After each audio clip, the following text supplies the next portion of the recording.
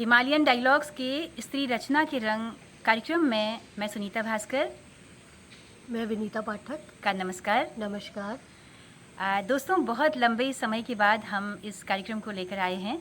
इससे पहले हमने विनीता काफ़ी महीने पहले रवि तिवारी की कविताएं खूब जी के पढ़ी थी इस सेगमेंट में, और वो स्त्रियों पर की कविताएं थी। आज हम जिस कवित्री की कविताएं दोस्तों आपके लिए लेकर आए हैं वो एक बहुत बहुत बहुत ही उम्दा कविताएं लिख रही हैं। हमने तो अभी तक ऐसी कविताएं नहीं पढ़ी। बिल्कुल बिल्कुल। किसी भी अगर बहुत नामी कवित्रियों की अगर हम बात भी करें तो इस मिजाज की, इस रंगत की, इस तेवर की एक नई ताजगी देती एक कुछ नया, मतलब इतना नयापन है और इतना अलहदापन है। मतलब लगता नहीं कि कविताएं भी ऐसी हो सकती हैं और एक स्त्री क्या इस हद तक का, इस मयार तक का लिख सकती है। तो हम तो वैसे ही उनके वशीभूत अभी हो रखे हैं, मुरीद हो रखे हैं। तो सपना भट्ट जी की कविताएं हम आज लेकर आए हैं आपके लिए। हमारे उत्तराखंड के उत्तरकाशी जनपद में अभी शिक्षिका हैं उत्तराखंड सरकार में, ऋषिकेश की रहने वाली हैं। आपके 2 कविता संग्रह अभी तक आए हैं, चुप्पियों में अलाप और भाषा में नहीं। और तो इन कविताओं को अभी हम पढ़ रहे थे तो हम ये कह रहे थे कि हम कितना न्याय कर पाएंगे इन कविताओं को बताते हुए। हम कोई आलोचक समालोचक नहीं हैं, हम कोई हिंदी वाले नहीं हैं, एक तरह से कहें कि हम बहुत इसकी गहरी समालोचना कर पाएँ। बस हम खुश हैं कि इस तरह का एक स्त्री साहित्य, स्त्री कविताएं लिखी जा रही हैं, तो हम बस उन्हें पढ़ना चाहते हैं। बहुत कुछ बोलेंगे नहीं क्योंकि कविताएं अपने आप में इतना कुछ विनीता बोल रही हैं। बिल्कुल। तो हम शुरू करते हैं, देर नहीं करते हैं। तो विनीता, तो थोड़ा हमारे पास दोस्तों परेशानी ये है कि हमारे पास संसाधन ज़ीरो है और अभी हम प्रकृति के इस खूबसूरत सानिध्य में बैठे हुए हैं। और ये समझिए कि ये जो गाड़ियों की आवाज़ है, ये जो काम की ठक ठक है, ये इस कविता की पृष्ठभूमि है, यानी कि इसका म्यूज़िक है। और ये जो हमारा आदान प्रदान है, ये हमारे भाव समझ सकते हैं क्योंकि हमारे पास दुर्भाग्यवश एक ही ये ईयरफोन है। लेकिन मुझे लगता है कि जब तक कविताएं आप पे पहुंचेंगी तो आप भी अपने हृदय के अंदर इन्हें महसूस करेंगे, दिल में अपने, और वही खुशी आप भी पाएंगे जो हमने इन कविताओं को पढ़ने के दौरान पाई है। तो मैं ज़्यादा बातें ना करते हुए शुरू करती हूँ जी। और सबसे पहले हम यहाँ से अपनी इस प्रिय कवित्री को बहुत सारा, इस गुनगुनी धूप से बहुत सारा प्यार भेजते हैं। वाकई में। तो सपना भट्ट जी, आप सुनिएगा और क्षमा कीजिएगा कि हम इतने सीमित संसाधनों में इस रिकॉर्डिंग को लोगों के सामने ला रहे हैं, पर मुझे लगता है कि आपकी कविताएं पहुंचना बहुत ज़रूरी है श्रोताओं तक, दर्शकों तक। मुझे ये विनीता, सपना जी बहुत बड़े औरा की कवित्री हैं। बिल्कुल। और हिंदी पट्टी की बड़ी कवित्री के तौर पे जानी जा रही हैं। बहुत बड़े बड़े समालोचकों ने, हिंदी के बड़े धुरंधरों ने इनकी कविताओं को बहुत ज़्यादा सराहा है। तो ये अननोन नाम नहीं है, हमारे लिए हो सकता है ये अननोन था अभी तक, है ना। और मैं दीप पाठक जी को भी यहाँ से उनको श्रेय देना चाहूँगी कि सबसे पहले सपना जी के बारे में मुझे दीप पाठक जी ने बताया, तो उनका बहुत बहुत आभार इस प्यारी कविताओं तक, इस प्यारी कवित्री तक हमें पहुँचाने के लिए। जी बिल्कुल। तो पहली कविता है, हे सृष्टि पिता। हे सृष्टि पिता, स्त्री देह गढ़ने वाले, तुम्हारे सांचे में ही कोई दोष है। तुम्हारे सांचे में ही कोई दोष है, या मिट्टी ही वो किसी काम की नहीं, या फिर नाप तोल की समझ ही ज़रा कच्ची है तुम्हारी। क्या बात है, क्या बात है। आओ मैं तुम्हें सिखाती हूँ, आओ मैं तुम्हें सिखाती हूँ न्यून और आधिक्य का हिसाब। क्या बात है। न्यून और आधिक्य का हिसाब और बांधे हुए अनुपातों का गणित, और सधे हुए अनुपातों का गणित। तुम ईश्वर हो तो क्या हुआ, क्या बात है, क्या बात है। अपनी ही संतति से सीखने में कैसा संकोच। चलो पहले स्त्री के कंधे बनाएंगे। वाह। चलो पहले स्त्री के कंधे बनाएंगे। देखो, बहुत कंजूसी ठीक नहीं। इतनी जिम्मेदारियों का बोझ उठाने के लिए, इतनी जिम्मेदारियों का बोझ उठाने के लिए मजबूत कंधों की पेशियां बनाने में शक्ति की ज़रा ज़्यादा टिकाऊ मिटती जाती है। क्या बात है, क्या बात है। दिल धड़के भी, प्रेम भी करे और आघात भी सहे। दिल धड़के भी, प्रेम भी करे और आघात भी सहे। यही दस्तूर है ना तुम्हारी दुनिया का। लिहाजा हृदय बनाएंगे ज़रा मजबूत और खूब पक्की मिट्टी से, कि ज़रा ज़रा सी बात पर आहत होकर टूट ना जाए। वाह, क्या बात है, हाथ पैरों को देंगे थोड़ा इस्पाती कलेवर, क्या बात है, कि बाहर निकल कर कमा खा सके। इच्छा के विरुद्ध किसी बात पर वक्त पड़ने पर तमाचा या लात जड़ सके। क्या बात है। सिर्फ धीरज के बल पर कोई कितना निर्वाह करे बाबा। वाह, क्या क्या अंदाज है, क्या बात है। क्या अंदाज है। मति गढ़ेंगे सूझबूझ से भरी, मति गढ़ेंगे सूझबूझ से भरी, प्रति उत्पन्नता वाली, कि निर्णय ले सके स्वयं पर, मुंह ही न देखती रहे किसी का। क्या बात है। स्मृतियों के खाने अलग अलग रखेंगे, कटु स्मृति को रखेंगे थोड़े ही समय रहने वाले खाने में, कि दुखों की उम्र ज़रा कम लंबी हो, आत्मा हो ज़रा कम लचीली, कम संकोची, कि उम्र इज्जत मर्यादा संस्कार और लोक व्यवहार की भेंट न चढ़ जाए। ओ प्यारे पिता, अब के जो भेजो पृथ्वी पर कोई स्त्री, तो उसकी देह की प्राण प्रतिष्ठा सम्मान और स्नेह के मंत्रों से करना। देना कम दुर्भाग्य, कम लाज और भय, कम तिरस्कार, कम अपमान, कम समझौते, कम हीनता बोध के घाव। देखो, पिता होकर भेद न करना। अब अगर कोई निर्मिति हो तो शक्ति साहस और सामर्थ्य ही नहीं, अब अगर कोई निर्मिति हो तो शक्ति साहस और सामर्थ्य ही नहीं, अवसर भी अपनी दोनों संतानों को बराबर देना। क्या बात, क्या बात है। बहुत बढ़िया। इस कविता का मतलब सृष्टि से, ईश्वर से आप कामना कर रहे हो कि अब जो स्त्री बनाना गजब है, दुर्लभ है ना।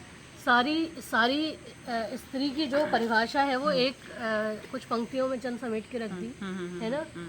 और जहाँ वो लाज शर्म और संस्कार इन सब का बीड़ा उठा के रखती है, तो वहीं वो इतनी मजबूत भी हो कि वो अपनी लड़ाई भी लड़ सके। बिल्कुल, है ना। बिल्कुल। तो अगली कविता दोस्तों हम लेकर आए हैं, इनकी किताबों पर है। और ये इतनी खूबसूरत कविता है कि किताबों पर हमने सफदर हाशमी को सुना था, किताबें करती हैं बातें, ये वाली कविता। कल तो इस कविता को कल सुभाष रावत जी जो ट्रेनर हैं आर्ट शिक्षा के, उनको कल ये पढ़ाई गई, तो उन्होंने कहा कि इसे तो किसी जो किताब कौथिक वाले जो ये हैं, इनका जो है ब्रांड एम्बेसडर इस कविता को बना देना चाहिए। क्या बात है। तो ये भी एक कमेंट्स आया है, हम सपना जी तक पहुंचाना चाहते हैं इसे। और किताब कौथिक वाली भी अगर इसको सुन रहे हो तो वो अपने इसका पूरा इसको एक पोस्टर इसको बना सकते हैं, पोस्टर कविता बना सकते हैं। तो कविता कुछ इस तरह है। मैंने ईमान की तरह बरती किताबें, मैंने ईमान की तरह बरती किताबें, किताबें ही मेरी संगी रही। मैंने किताबों से प्यार किया जीवन के घनघोर नैराश्य में। मैंने ईश्वर को नहीं पुकारा, मंदिरों में घंटियाँ नहीं बजाईं। मैंने ईश्वर को नहीं पुकारा, मंदिरों में घंटियाँ नहीं बजाईं। प्रार्थना में विनत रहकर दीपक नहीं जलाए, जैसा कि अमूमन लोग करते हैं। बिल्कुल। निराश होते हैं तो हम भगवान के शरण में जाते हैं, या फिर हम रोना रोते हैं, लेकिन ये किताबों के पास गई। प्रार्थना में विनत रहकर दीपक नहीं जलाए। मैंने दयालु किताबों की 17 पलटी, मैंने दयालु किताबों की 17 पलटी। मैंने उन लोगों से कभी हाथ नहीं मिलाया जिनके हाथों में नहीं थी किताबों को छूने की सलाहियत। मैंने उन लोगों से कभी हाथ नहीं मिलाया जिनके हाथों में नहीं थी किताबों को छूने की सलाहियत। जिनके घरों में किताबें न थी, जिनके घरों में किताबें न थी, वे घर अजाने अदेखे ही रहे सदा, वे घर अजाने अदेखे ही रहे सदा। क्योंकि हमारा टेस्ट जहाँ मिलता है, हमारे कदम भी वहीं को चल पड़ते हैं, मिलता है ना। बिल्कुल, बिल्कुल। तो जहाँ ऐसे लोग बतियाने वाले ना हों, जहाँ किताबें ना हों, वहाँ के लिए कदम भी फिर ठिठक जाते हैं। अब ये वो रिलेट कर सकते हैं जो किताबों में डूबते हैं, जिन्हें किताबें पसंद हैं, वो इस चीज़ को अपने आप से जोड़ सकते हैं कि वाकई यही होता है, यही फीलिंग आती है। बिल्कुल। मैंने बाबा से ब्याह में मांगा उनका वह बड़ा फौजी संदूक, जिस पर लिखा था ओम प्रकाश 1623 पायनियर कंपनी। नहीं, स्त्री धन रखने को नहीं तो संदूक हमारा इसी काम आता है। किताबें ही मेरा स्त्री धन है। उन्हें बहुत सुंदर। उन्हें रखने को आज भी मेरे पास अलमारी नहीं। अलमारी खरीदने निकलते ही हमेशा मुझे दिखा बहुप्रतीक्षित किसी अनुपलब्ध किताब का नया संस्करण। आहा, आहा, आहा। आपकी प्राथमिकताएं आपकी रुचियों से तय होती हैं जी कि बिल्कुल। आप कई बार ज़रूरत के लिए भी निकल पड़ते हैं लेने के लिए, तो अगर आधे से कुछ और दिख गया तो आप फिर अपने टेस्ट का ही लेकर आते हैं।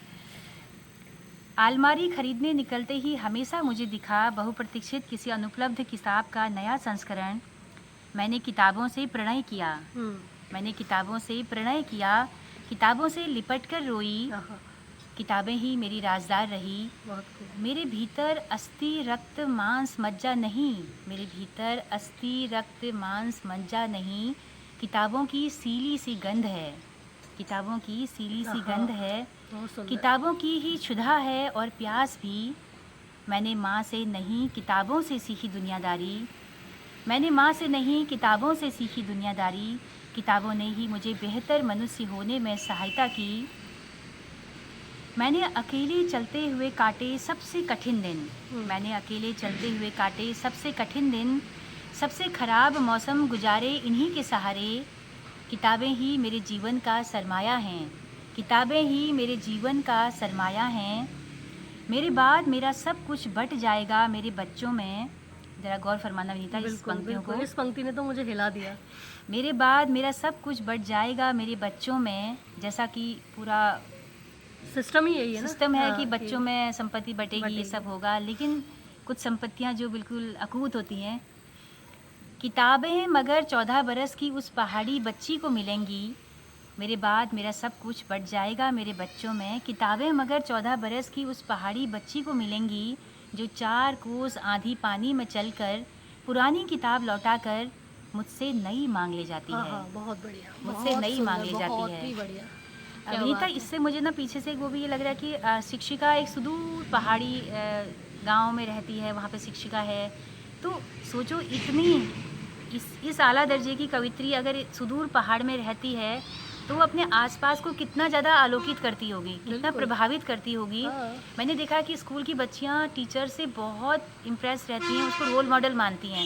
और अगर इस तरह की कवित्री कोई वहाँ पहुँचती है तो निश्चय ही बहुत सारे बच्चियों की वो प्रेरणा जरूर होंगी, और जो इस तरह से किताबें ले जाती होंगी पढ़ने के लिए, तो एक नई सपना भट्ट, बहुत सारी नई सपनाएं जो है वहाँ से जन्म ले रही होंगी, ऐसी हम उम्मीद करते हैं, है ना? बिल्कुल, है ना? तो अगली कविता पर चलते हैं।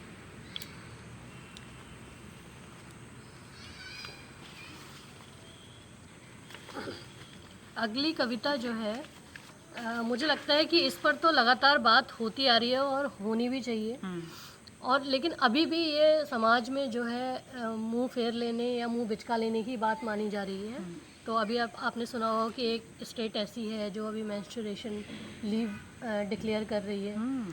लेकिन फिर भी अगर नज़दीक से देखें तो ये वितृष्णा, ये छूआछूत और ये जो मान्यताएं हैं वो अभी भी भरी पड़ी हैं, वैसी की वैसी हैं। चाहे वो पढ़े लिखे लोग हों, चाहे वो मतलब सुदूर गांव में रहने वाले लोग हैं, है ना? बिल्कुल। तो इस कविता को थोड़ा सुनिएगा, मुझे बहुत अच्छी लगी ये कविता और बड़ा ही सच सामने रखा है। मेरे अस्तित्व का रंग है लाल चटक पलाश सा दहकता ये रक्त। मेरे अस्तित्व का रंग है लाल चटक पलाश सा दहकता ये रक्त। माह के 5 दिवस मेरी देह गुलमोहर हो जाती है। वाह, क्या बात है सपना जी, बहुत सुंदर। जो प्रकृति ने भेंट कर दी हो अपनी सारी श्रेष्ठताएं मुझे। क्या बात है। ये घृणा नहीं, अनुराग का रंग है। मेरी धमनियों में इसी रंग की उठान ने पहले प्रेम की मृषण गाड़ी स्मृतियां बोई। बहुत सुंदर। अपवित्र कैसे कहूँ इसे, अपवित्र कैसे कहूँ इसे। इसी रंग की रोशनी मेरी गर्भनाल से फूटती थी। क्या बात है। कोख में इसी रंग का सौंदर्य अनवरत धड़कता था। मैंने अपनी बच्ची की पहली लाल कत्थई झलक वाह, मैंने अपनी बच्ची की पहली लाल कत्थई झलक इसी रंग में लिपटी हुई देखी। इस रंग ने मुझे माँ किया। अद्भुत। ये रंग मेरी हिम्मत का रंग है। मंदिरों, देवालय में निषिद्ध प्रवेशों और रसोई घर से बहिष्कृत कर दिए जाने की क्रूर नीतियों में से भय नहीं खाता ये रंग। अपनी पूरी ताब में दमकता है हर माह। देह अदेह के चक्रव्यूह से छूटकर कई कई प्रकाश वर्षों की अलंग दूरी पर मेरी कलाई के बहते रंग से कमतर नहीं मेरी मासिक स्राव का ये रंग। क्या बात, मुझे इस क्या रंग बात। से प्यार है क्योंकि मुझे इस रंग से प्यार है क्योंकि ये पितृ सत्ता की साजिशों के खिलाफ मेरे गुस्से और प्रतिरोध का भी रंग है। बहुत ये रंग है मुक्ति और साहस का, ये इंकलाब का रंग है। ये रंग है मुक्ति और साहस का, ये इंकलाब का भी रंग है। अद्भुत कविता, अद्भुत। क्या व्यक्त किया है। अंत में आपने बता भी दिया कि पितृसत्ता से ग्रसित पूरा समाज कैसे इस चीज़ को और देखता जो है। सच है, जो अटल सच है, जो जिसको टाला नहीं जा सकता, जिससे मुंह नहीं मोड़ा जा सकता, कि इसी माहवारी या इसी पीरियड्स से प्रकृति चल रही है, हमारी पीढ़ियां दर पीढ़ियां चल रही हैं, और यही सबसे घृणा की चीज़ बनी हुई है हमारे समाजों में, बिल्कुल, है ना। बिल्कुल। और हम अछूते हैं उस समय। तो बहुत ही सुंदर रूप से व्यक्त किया है। तो अगली कविता हम पढ़ते हैं। अगली कविता है, कविता का शीर्षक नहीं मालूम। ओ मेरी मृत्यु, ओ मेरी मृत्यु अभी स्थगित, ओ मेरी मृत्यु अभी स्थगित रख अपनी आमद। हम्म। ओ मेरी मृत्यु अभी स्थगित रख अपनी आमद, कि अभी मैंने देखा नहीं समंदर कोई, कि अभी मैंने देखा नहीं समंदर कोई, अभी किसी वर्षा वन में भटकी नहीं वाह। आर्द्रता से भरा खाली मन लेकर, अभी किसी वर्षा वन में भटकी नहीं आर्द्रता से भरा खाली मन लेकर, अभी किसी ऐसी यात्रा की सुखद स्मृति मेरे पास नहीं ओहो, कि बहुत जिसमें, बढ़िया। विनीता आगे सुनो, कि जिसमें रेलगाड़ी में ही होती हों 3 सुबहें और 2 हाँ, रातें। बहुत सुंदर, बहुत ही सुंदर। विनीता क्या सच, बात है। विनीता सच कहूँ तो दिल में दबी हुई जो इच्छा है ना, वो बाहर आ गई है कि बिल्कुल। काश हमें भी कभी ऐसी यात्रा करने का मौका मिले। कितनी बार है ना? मैं कहती हूँ कि हम कभी ऐसा मौका पा पाएंगे कि हम दोनों 3 एकदम। रातें 2 सुबहें हों। बिल्कुल। मुझे याद है हमारे देहरादून का एक टूर, जिसमें हमने कितना कितना कितना एंजॉय तो किया था। सिर्फ एक रात में। सिर्फ एक रात का था, फिर भी हम फुली नहीं समाई थी, तो हम महसूस कर सकती हैं इस कविता को। बिल्कुल। अभी हुगली के रेतीले तट पर, अभी हुगली के रेतीले तट पर नहीं छोड़ी मैंने अपने थके हुए पैरों की भटकन, आहा। अभी नौका में बैठाकर पार ले जाते किसी मल्हा की करुण टेर ने मुझे बांधा नहीं। बहुत सुंदर।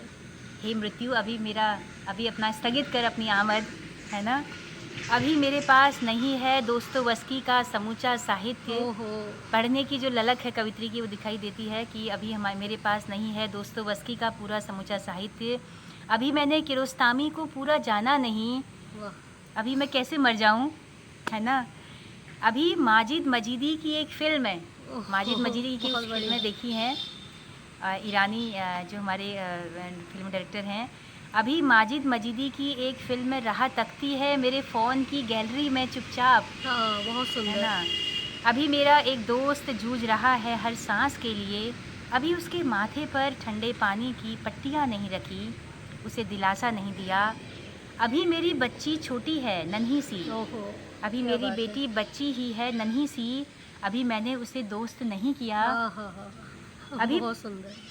आ, आ, अभी अभी पूछा भर है कि प्रेम में है क्या तू मेरी बच्ची, क्या बात है। अभी पूछा भर है कि प्रेम में है क्या तू मेरी बच्ची। अवनीता, जब मैं इस कविता को पहली बार पढ़ रही थी तो मुझे इस पंक्ति को पढ़ के आपकी याद आ रही थी, बिल्कुल। क्योंकि आपकी बेटी और आप में भी जो क्योंकि अभी दोस्ताना है। मेरा ये प्रश्न भी अनुत्तरित है। हाँ, हाँ। मुझे इसका जवाब चाहिए। बिल्कुल, तो मैंने भी आपकी नहीं बिटिया पूछा है। मुझे नहीं पूछा है अभी, लेकिन आप बहुत खुले हो उसके साथ में और बहुत चीज़ें साझा करते हो, तो इसीलिए मुझे ज़रूर इसमें आपकी याद आई। अभी मैंने उसे दोस्त नहीं किया, अभी पूछा भर है कि प्रेम में है क्या तू मेरी बच्ची, अभी अपने प्यार के विषय में बताने का साहस नहीं जुटाया। और तो और अभी उस पगले से भी है एक ही मुलाकात, और तो और अभी उस पगले से भी है एक ही मुलाकात, अधूरी और सकुचाई हुई। अभी उसने मेरा हाथ नहीं थामा, अभी उसने मुझे चूमा नहीं, अभी बहुत उसने सुंदर। मेरा हाथ नहीं थामा, अभी उसने मुझे चूमा नहीं। बहुत सुंदर। तो कहा था ना विनीता की बहुत अलग मिजाज की कवित्री हैं ये। बिल्कुल। मतलब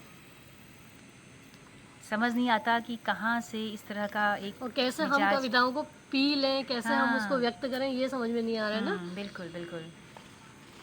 तो अगली कविता है सुनीता, संभावना। हम्म, मुझे लगता है ये थोड़ी सी लंबी कविता है। देखते हैं इससे क्या हमें मिलता है। हमारे सुनने वालों को हम तो बहुत एंजॉय कर रहे हैं, हमें है तो ना। बहुत तो मज़ा एक आ तरह रहा से है ये वाकई। हमारे लिए ही एपिसोड बन रहा है ऐसा लग रहा है, लेकिन उम्मीद करते हैं कि आप तक हमारे ये भाव पहुँचेंगे। सपना जी के ये गूढ़ रहस्य वाली कविताएं, गूढ़ कविताएं, दार्शनिक कविताएं, नए मिजाज की कविताएं, उम्मीद करते हैं कि आपको भी पसंद आएंगी। बिल्कुल। तो अगली कविता जैसा मैंने बताया संभावना हम्म। टॉपिक है, इसका नाम है हम्म, कंठ में फांस सी अटकी रही वो ऋतु। कंठ में फांस सी अटकी रही वो ऋतु जिसे रोकर नहीं गाकर बिताना चाहती थी। मेरे पुरखे ऐसी ही किसी चिर अतृप्त प्यास से तड़प कर मिटे होंगे जिसका कोई तर्पण नहीं। मैंने भी तो रीते खाली बर्तनों में झांक कर काटा ये कठोर ग्रीष्म। रीता, ये जो पुरखे और तर्पण है ना, मतलब बिंब देखो ना क्या शानदार गढ़े हैं बिल्कुल, ना। बहुत शानदार, बहुत ही शानदार। हम्म। मेरे पुरखे ऐसे ही किसी चिर अतृप्त प्यास से तड़प कर मिटे होंगे जिसका कोई तर्पण नहीं। मैंने भी तो रीते खाली बर्तनों में झांक कर काटा ये कठोर ग्रीष्म। प्यास लगी तो सूखे स्रोतों से ओग भर पानी पिया। क्या बात है।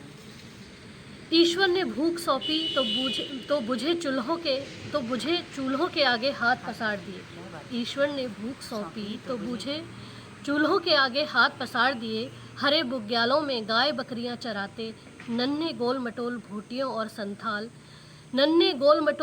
और संथाल बच्चों की बांसुरी से डाह किया। क्या बात है, क्या बात है। कई जगहों से टूटी आवाज के टुकड़ों को, ओहो सुनो ना, ओह, कई जगहों से टूटी आवाज के टुकड़ों को रात दिन रफू किया। ओह, बहुत सुंदर। कि तुझे पुकार सकूं, रात दिन रफू किया कि तुझे पुकार सकूं। तेरे औसारे में उतार कर ताहा दिया, तेरे औसारे में उतार कर ताहा दिया ये भारी भरकम मर्यादा का लिबास। निभा न हुआ तो धर्म को भी सदा के लिए उसी का यज्ञोपवीत पहना कर विदा किया। क्या बात है, क्या बात है। आत्मा की ये उधरती बिंब, सीवन को, ये बिंब कहाँ से गढ़ती हैं ऐसे। ये तो उनकी मतलब- सोच है, उनका वहाँ तक पहुँच पाना है। हम्म। आत्मा की मतलब उधरती धर्म, सीवन को मतलब अनदेखा धर्म, किया, मतलब धर्म को उन्हीं का यज्ञोपवीत पहनाकर विदा किया। विदा कर दिया। कितना इससे सुंदर, अच्छा क्या कटाक्ष सुंदर। क्या होगा यार, है ना। बिल्कुल। आत्मा की उधरती सीवन को अनदेखा किया। अब देखिए ना, आत्मा की उधरती सीवन को अनदेखा किया। एक तेरी झीनी चाह पहनकर देह की लाज बिसराई। क्या बात है यार। दर दर भटकती रही नंगे सर नंगे पैर, तुझसे कुछ भी चाहे बगैर। सुन, मैं अगर ये स्त्री देह न धरती, अब सुनिएगा, सुन, मैं अगर ये स्त्री देह न धरती तो बुद्ध हो गई होती। अद्भुत, क्या बात है, क्या शानदार इतिहास बात है। में जो भी गुस्ताखियाँ हुई हैं स्त्रियों के लिए, बिल्कुल। पुरुष समाज के स्त्रियों के हवाले से, तो स्त्री ना होती तो बुद्ध हो गई होती। आसान है बुद्ध होना कि आप घर से पलायन करके निकल जाओ, बिल्कुल। है ना। समस्याओं अब देखो ना, को उतनी किनारा जो कर निकल जाओ। पूरी जो उन्होंने कविता के अंदर हाँ। जो सार दिया है ना, कि हाँ। इतनी उलझनों के बाद हम्म, भी वो स्ट्रगल कर रही हैं, जी रही है कोई स्त्री। बिल्कुल। अगर ये सब ना होता तो वो, तो एक प्रेम कविताएं बहुत लिखी हैं इन्होंने, और वो प्रेम कविताएं भी एक अलग ही दर्जे की हैं, एक अलग ही, मतलब एक अलग ही मिजाज है उनका। ऐसी भी प्रेम कविताएं हो सकती हैं, इस गहराई से भी कोई लिखा जा सकता है, ये हम इन्हीं को पढ़ के समझ रहे हैं। तो ऐसी एक प्रेम कविता है। तेरी जिद के ठंडे अलाव पर, तेरी जिद के ठंडे अलाव पर जल तो रही हूँ, राख नहीं कंदील बनूंगी। ओहो, बहुत ही सुंदर। राख नहीं कंदील कंदील बनूंगी, तेरे उलाहने पहनूंगी, तेरे उलाहने पहनूंगी जिस्म पर नील की तरह। ओहो, रूह पर बहुतान नहीं उजाले बरतूंगी, क्या बात। रूह पर बहुतान नहीं उजाले बरतूंगी। तेरी बैरन चुप को उस पुराने पीपल से बांध रखूंगी, तेरी बैरन चुप को उस पुराने पीपल से बांध रखूंगी, जिस पर तुझे एक जन्म से आचरियों का खटका है। हाँ, बहुत बढ़िया, बहुत बढ़िया, बहुत बढ़िया। ये आचरियाँ शब्द जो जागर लगा करती थी ठेठ गाँव पहाड़ी में, तो करते। उसमें सुना था जी, कि आचरियाँ होती हैं और ये सब करती हैं। तो क्या बिंब है यार ना। इससे पता चलता है कि इन्होंने पहाड़ को भी कितना जिया है ना। बिल्कुल। पहाड़ की परंपराओं को जिया है, ऐसा लगता है। और कविता में अपने लोकल बिंब आ जाएं तो इससे ज़्यादा खूबसूरती क्या और होगी, सुंदर लगता है वो, है ना। तो जैसे मुझे याद आ रहा है कि किसी से एक बार बड़े किसी समालोचक से किसी ने पूछा था कि आपकी कविता में किस किस समकालीन कवि का प्रभाव है। हाँ। तो उन्होंने कहा था कि मेरी कविता में किसी समकालीन कवि के बजाय मेरे आंगन में जो मेरे संतरे का नारंगी का जो पेड़ है, उस नारंगी का प्रभाव ज़्यादा मुझे लगता है। तो अगर लोकल प्रभाव आ जाएं अपने आसपास के, तो वो कविता ही शायद बड़ी बहुत कविता मीठी हो होती है। जाती है फिर वो बिल्कुल कविता ना। बिल्कुल बिल्कुल। तू आवाज़ नहीं देता न सही, तू आवाज़ नहीं देता न दे, मैं तेरा लहजा ओढ़कर। ओहो, मैं तेरा लहजा ओढ़कर। क्या बात है क्या यार बात सपना है। जी। मैं तेरा लहजा ओढ़कर खुद को पुकारूंगी तेरे ही नाम से, तेरे स्वर में खुद से लाड़ करूंगी, हाँ, बहुत तेरे बढ़िया। स्वर में खुद से लाड़ करूंगी। मतलब कवित्री खुद से भी मतलब लाड़ करने की बात कर रही हैं, ये भी एक अच्छी बात है ना। तुझसे नहीं खुद से ही कहूँगी कि मुँह न मोड़, दुख न दे, सता मत। तुझसे नहीं खुद से तेरी शिकायतें करूँगी, बहुत सुंदर। तुझसे नहीं खुद से तेरी शिकायतें करूँगी। भागीरथी में बहा दूंगी सब तिरस्कार और समझाई से। क्या बहुत शब्द बढ़िया। है। भागीरथी में बहा दूंगी सब तिरस्कार और समझाई से, तेरे दिए दुखों के अंगार पर पग धरूंगी, जलूंगी नहीं बुरांश, दहकूंगी। जलूंगी नहीं बुरांश सी दहकूंगी। ईश्वर तो मेरी तरह बेबस नहीं, ईश्वर तो मेरी तरह बेबस नहीं, उससे थोड़ी सी अपनी सिफारिश करूंगी। बहुत बढ़िया, बहुत ही बढ़िया। क्या बात है यार। उससे थोड़ी सी अपनी सिफारिश करूंगी, हाँ। है ना। डरूंगी नहीं, अपने ही भीतर लौटूंगी बार बार तुझे पा लेने को, तुझे अंततः खुद मैं ढूंढ लूंगी, मरूंगी नहीं। वाह। सुन लाटे, ओहो। सुन लाटे, और तो कुछ भी मेरे वश में नहीं, मगर वादा रहा कि मैं तुझ पर दुनिया की सबसे सुंदर प्रेम कविताएं लिखूंगी, बहुत कि मैं ही तुझ सुंदर, पर बहुत दुनिया ही की प्यारा, बहुत सबसे ही सुंदर प्यारा। प्रेम कविताएं लिखूंगी। क्या बात तो है। ये बहुत सी सुंदर सी कविता अगली सपना जी की।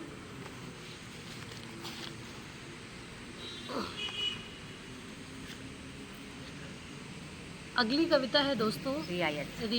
रियासत। यहाँ पे मैं एडिट करूँगी आप दोबारा। तो अगली कविता है दोस्तों रियायत।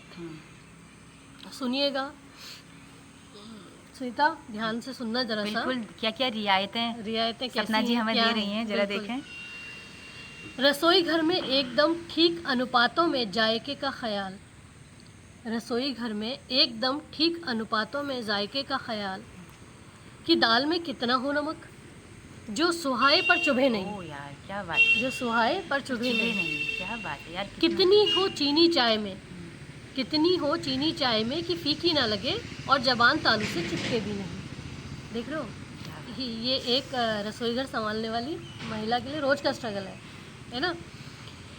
इतने सलीके से ओढ़े दुपट्टे की छाती ढकी रहे, इतने सलीके से ओढ़े दुपट्टे की छाती ढकी रहे, पर मंगलसूत्र दिखता रहे। चेहरे पर इतना मेकअप, चेहरे पर हो इतना मेकअप कि तिल तो दिखे ठोडी पर, कि तिल तो दिखे ठोडी पर रात पड़े थप्पड़ का सिया दाग छिप जाए। क्या बात है। छुए इतने ठीक तरीके से, छुए इतने ठीक तरीके से कि पति स्वप्न में भी न जान पाए कि उसके कंधे पर दिया सत्य तप्त चुम्बन उसे नहीं, दरअसल उसके प्रेम की स्मृति के लिए है। मतलब रिश्ता यहाँ तक पहुँच चुका है, बिल्कुल। प्रेम की जो स्मृति है उसके लिए ये चुम्बन है, उसके लिए नहीं है, पति के लिए नहीं है। क्या जो कभी रहा होगा प्रेम, है ना। बिल्कुल बिल्कुल। इतनी भर उपस्थिति दिखे कि रसोई घर में रखी माँ की दी परात में उसका नाम लिखा हो, जो दहेज में मिली होगी। क्या बात है यार, क्या बिंब है। घर के बाहर नेम प्लेट पर नहीं।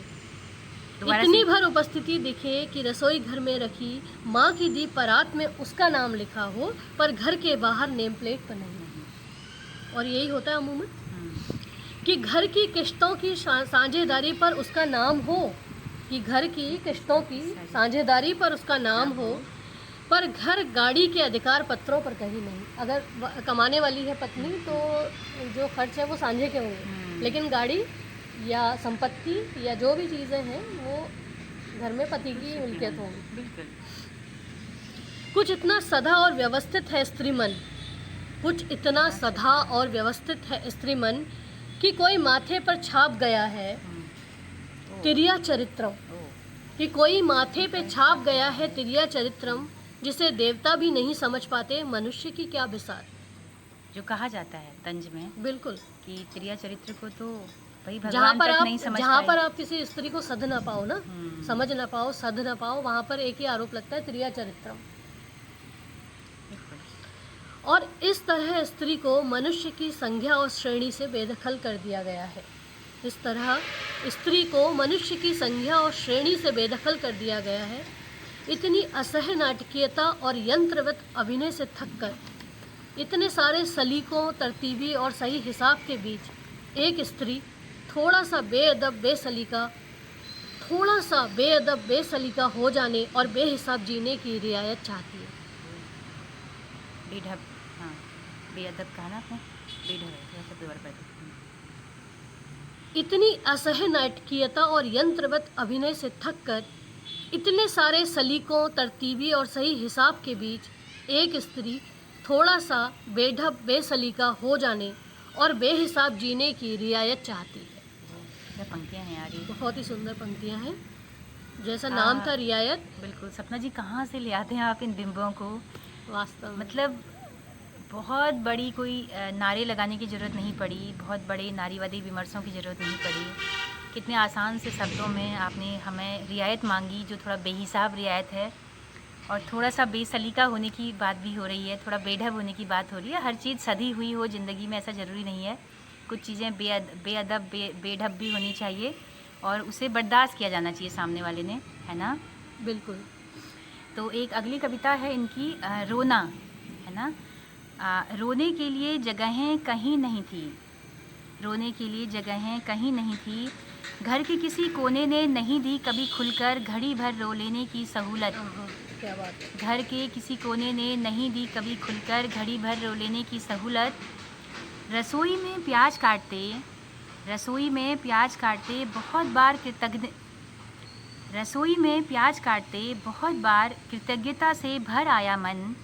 अगर यह नन्हा साथी भी न होता तो कैसे बहता भरा हुआ सैलाब। बहुत ही बढ़िया, बहुत ही गजब, बहुत सुंदर, बहुत ही तो सुंदर। प्याज के ही बहाने सही सैलाब थोड़ा बाहर तो निकले। बिल्कुल। गुसलखानों में सुबकने से तन के साथ मन भी धुलता रहा। ताज़ा दम होकर बनाई चाय, चढ़ाई दाल, बेटी को चूमते हुए सोचा कि ये लाठी भी कितनी बड़ी हो गई देखते देखते। बहुत अच्छा। कि ये लाठी भी कितनी बड़ी हो गई देखते देखते। रोने की आदत ने हमें कायर नहीं साहसी बनाया। रोने की आदत ने हमें कायर नहीं साहसी बनाया। सिसकने और बिलख कर रो देने के बीच मुस्कुराती रही हमेशा एक जिजीविसा, जिसने दी कठोर परिस्थितियों में भी जीने और अडिग रहने की हिम्मत। छक कर रो लेने के बाद छट गए बादल, निकल आई धूप, सूरज लगा और चमकीला, पृथ्वी और उदार, और जीने की चाह गुलाब सी कोमल नहीं मेरे गमले में अचाहे ही उगाई, नागफनी की तरह सुंदर और दीर्घजीवी। बहुत बढ़िया। वाह, मतलब गुलाब सा कोमल बनने की इच्छा नहीं है, बिल्कुल नागफनी सी सुंदर और दीर्घजीवी। और ये सबसे बड़ी सुंदर बात ये है कि आप अपनी जो फ्रस्ट्रेशन है, अपना जो दुख है, उसके लिए आपको कहीं किसी के संग बांटने की ज़रूरत नहीं है। आप खुद से ही इतनी परिपूर्ण हो जा रहे हो, खुद से उसको छांट ले रहे हो, है ना। मतलब और फिर से हिम्मत करके फिर समाज के सामने खड़े हो। ये सलाहियत और ये मजबूती भी जो है वो एक, हाँ, वो सब एक दौर में इतने संघर्षों के बाद ही आती है, जब इतना जिया हो ना इंसान ने और इतना देखा हो, चाहे वो मानसिक रूप से हो चाहे सामाजिक रूप से हो। बिल्कुल, तभी ये निकल कर आता है। बिल्कुल। तो दोस्तों, बहुत ज़्यादा हम नहीं पढ़ेंगे, कविताएं तो बहुत हैं और सब एक से एक आला दर्जे की हैं। तो बस आखिरी कविता आपकी है, उसके बाद शायद एक मैं भी पढ़ूंगी। आपकी तो एक कविता और है, इसमें अलग ही मिजाज है इस कविता का, बिल्कुल अलग ढंग की कविता है। तो मुझे लगा कि ये शामिल करनी चाहिए। बिल्कुल। तो इसको पढ़ते हैं।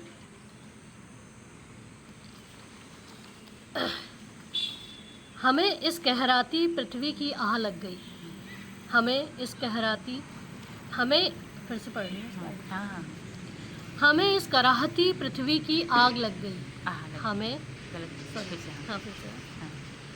इस कराहती पृथ्वी की आह लग गई है, हमें इस कराहती पृथ्वी की आह लग गई है, और इस आसन्न अपघात का अट्टाहस प्रलय की किंवदंतियों के पौराणिक दस्तावेजों में दर्ज है।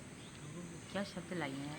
और इस आसन्न अपघात का अट्टाहस प्रलय की किंवदंतियों के पौराणिक दस्तावेजों में दर्ज है, जीवन हाथों से छूट रहा है। मिट्टी, वन और पानी के वैभव छीज रहे हैं। वाह, छीज रहे मतलब धीरे धीरे विलीन हो रहे हैं, खत्म हो रहे हैं। बिल्कुल। और पर्यावरण पर ऐसा विमर्श बिल्कुल। कविता के जरिए हो रहा है। अभी बहुत आगे सुंदर। सुनिएगा जो अभी की आज की जो सच्चाई है। ओह, देवता प्रतिमाओं से कूच करने को है। क्या बात है। देवता प्रतिमाओं से कूच करने को है। पर्यटकों, अब तुम क्या देखने आओगे पहाड़? पर्यटकों, अब तुम क्या देखने आओगे पहाड़? श्रद्धालुओं, अब किसकी करोगे चरण तल नमस्कार? किसके आगे शीश झुकाओगे? बेहिसाब निर्माणों और वनों की अंधाधुंध कटाई से दरकते पहाड़ से घुमंतु पर्यटकों का कोई वास्ता नहीं, न ही आस्था में डूबे भोले भाले श्रद्धालुओं का। उन्हें क्या वास्ता कि जिस पहाड़ के नीचे सुरंगें खोदी जा रही हैं, उन्हें क्या वास्ता कि जिस पहाड़ के नीचे सुरंगें खोदी जा रही हैं, बांध बांधे जा रहे हैं, उसी पहाड़ के ठीक ऊपर बसी है हमारे बाप दादाओं की सिसकती हुई विरासत भी। ये आएंगे प्रतिवर्ष घोड़े खच्चरों और भारी वाहनों में चढ़कर धंसती हुई भूमि को रौंद कर छुट्टियां मनाएंगे। वे आएंगे नारियल भभूत और कुंड में पके भात की पोटली बांधे अपने खून में आस्था के लोहे को भुनवाएंगे। हम किससे कहेंगे कि मनोरंजन नहीं है टेलीविज़न पर किसी की छत, आंगन और दीवार पर पड़ी दरार का दिखना। मनोरंजन नहीं है टेलीविज़न पर किसी की छत, आंगन और दीवार पर पड़ी दरार का दिखना, कि टेलीविज़न के संज्ञान में सिर्फ खबर आती है, संवेदना नहीं। बहुत बढ़िया। बहुत सारे सवाल उठाती हैं। बिल्कुल। उठो हे आदि शंकराचार्य, जिस कल्प वृक्ष तले समाधिस्थ हो तुम युगों से, उसकी जड़ों में विकास का दीमक लग गया है। क्या बात है। इससे पहले कि शिक्षा, स्वास्थ्य और रोजगार के एजेंडे विकास के प्रेत में बदल जाए। बहुत ही सुंदर। इससे पहले कि सांत्वनाओं के खोखले आश्वासन समूचे पहाड़ को साबुत निकल जाएं, उठो और सबको बताओ कि विस्थापित और लुटी पिटी जनता का पुनर्वास तो फिर भी संभव है। विलुप्त होती पहाड़ी संस्कृति और विराट आदिम सभ्यता का कोई पुनर्वास संभव नहीं।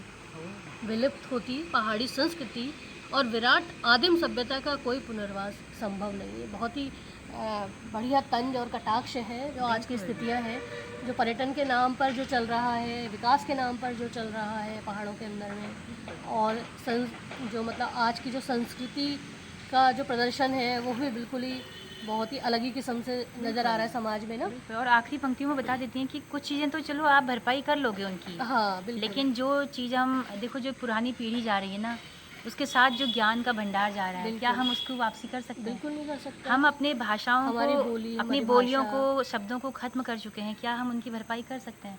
तो नई पीढ़ी को तो हम सब खोखला ही बना रहे हैं। तो बहुत सुंदर कविता सपना जी, बहुत शुक्रिया पर्यावरण के कविता के जरिए इस सुंदर विमर्श को लाने के लिए। बस आखिरी कविता विनीता आपके पास है कोई और? नहीं ना? अच्छा ये नहीं, इसको आप पढ़ो। मेरे पास नहीं, एक ये और बहुत है। लंबी कविता है, इसको है? आप, ये लंबी कविता है बहुत, तो मुझे लगता है नहीं, कि आप आखिरी पढ़ लो। आखिरी बहुत लंबी कविता है। एक विमर्शों की एक कविता है और बहुत ही आला दर्जे की है, हम सबके सर से ऊपर निकलने वाली कविता है, लेकिन मेरा मन है कि मैं इसको पढ़ूं। बिल्कुल जानी चाहिए। तो अगली कविता है विमर्शों से बेदखल कविता। ओहो, है ना? बहुत सुंदर। तो ये इसके लिए हमें थोड़ा सा मतलब ये है कि हिंदी साहित्य में क्या विमर्श चल रहे हैं, है ना? विमर्शों का तो हम देखते हैं विनीता 70-80 के दशक के बाद से विमर्श आने शुरू हुए हैं। वो भले ही स्त्री विमर्श हो, आदिवासी विमर्श हो, दलित विमर्श हो, और उससे पहले तो मुख्यधारा में एक खास तबके का ही दबदबा था। जो मुख्यधारा का जो साहित्य कहा जाता था, कुछ खास तरह के लोग होते थे, स्वयंभू भी हम उनको कह सकते हैं। तो जिस तरह से हमने स्त्रियों ने, दलितों ने, आदिवासियों ने अपनी उपस्थिति दर्ज कराई, और इवन ट्रांसजेंडर्स ने भी। अभी आप देखना कभी ट्रांसजेंडर्स की कविताएं आप पढ़ना, LGBTQ समुदाय की, तो क्या कविताएं लिख रहे हो। तो आज हम सपना जी की इन कविताओं को पढ़ के हम खुद गदगद हैं कि कहाँ पहुँचा है स्त्री विमर्श, है ना? तो विमर्शों से बेदखल कविता। वे नैतिक मूल्यों पर बात करते थे, वैश्विक मंचों पर कविता की समझ और विचार पर व्याख्यान देते थे। इधर मेरी कविताओं की कृतज्ञता उनकी साहित्यिक आलोचनाओं में न समाती थी। क्या बात है, बहुत ही बढ़िया। वे इधर कविता मेरी एक बार और ये लाइन कर इधर दो। मेरी कविताओं की कृतज्ञता उनकी साहित्यिक आलोचनाओं में न समाती थी। वे कविताएं जहाँ प्यार का दुख निजी क्षतियों की तरह छाती में पिराता हुआ ठेठ गवई दुधबोली में लरसता था। बहुत बढ़िया। वे कविताएं जहाँ प्यार का दुख निजी क्षतियों की तरह छाती में पिराता हुआ ठेठ गवई दुधबोली में लरसता था, वह दुख जो परिष्कृत सिद्ध उक्तियों में नहीं, वह दुख जो परिष्कृत सिद्ध उक्तियों में नहीं, चूके हुए कथ्यों में सिसकता था। ओके, बहुत बढ़िया। प्रयोगों अन्वेषणों की थकाऊ कवायद में प्रयोगों अन्वेषणों की थकाऊ कवायद में गद्य सा सपाट होकर समकालीन धारा के पीछे सिर झुकाए चलते चलते मेरी कच्ची पक्की कविताओं में आकर ठहर गया था। थोड़ा इसका रिदम नहीं मिलती ये इसको अगर मैं ना लगाऊं कान में तो चलेगा खाली? हाँ, ऐसे करो। है ना? हाँ, हाँ। कान में लगाना जरूरी नहीं ना, कोई मुझे इससे दिक्कत बंद ना हो बस ये। अच्छा बंद भी जाता है? नहीं ऐसे कान में लगा हाँ, के ये दो ना। हाँ, ये दो तभी पकड़ना जरूरी हाँ है वो ना। तो चल जाएगा, ठीक है हाँ। ना। थोड़ा इसको कर लेंगे एडिट ना। हाँ, वह दुख जो परिष्कृत सिद्ध उक्तियों में नहीं, चूके हुए कथ्यों में सिसकता था। प्रयोगों अन्वेषणों की थकाऊ कवायद में गद्य सा सपाट होकर समकालीन धारा के पीछे सिर झुकाए चलते चलते मेरी कच्ची पक्की कविताओं में आकर ठहर गया था। ये कविताएं रुलाई रोकने की तमाम असफल कोशिशों के बावजूद बेतरह रो पड़ती थी। ये कविताएं रुलाई रोकने की तमाम असफल कोशिशों के बावजूद बेतरह रो पड़ती थी।